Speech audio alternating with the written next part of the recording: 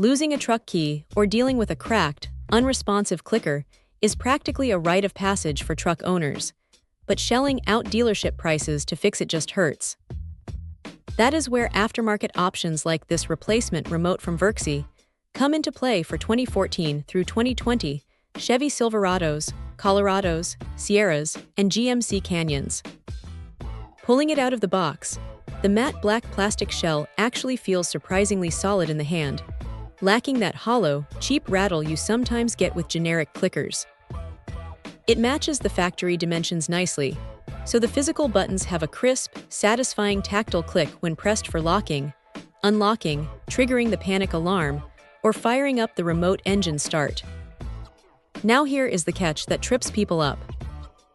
This is strictly for standard ignition vehicles, meaning if your truck uses a push-to-start smart button system, this particular unit is a total no-go. Also, unlike some universal remotes that let you fumble through a sequence of door opening and key turning to program them yourself, this one requires a trip to a locksmith or a qualified dealership to get both the physical blade cut and the internal chip programmed to the vehicle. It uses the standard 315 MHz frequency, matching the OEM specs, and the electronics come with a fresh battery already tucked inside, which saves a quick run to the store. Honestly, once it is cut and programmed by a pro, it functions completely identically to the original factory equipment without any noticeable lag or missed signals from across a crowded parking lot.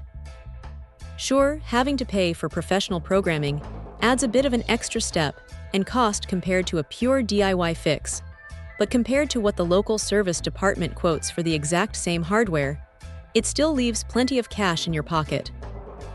Backed by a solid 2-year warranty, it turns out to be a reliable, straightforward workaround when the original factory fob gives up the ghost. Check out the video description for updated price. And thank you for watching this video.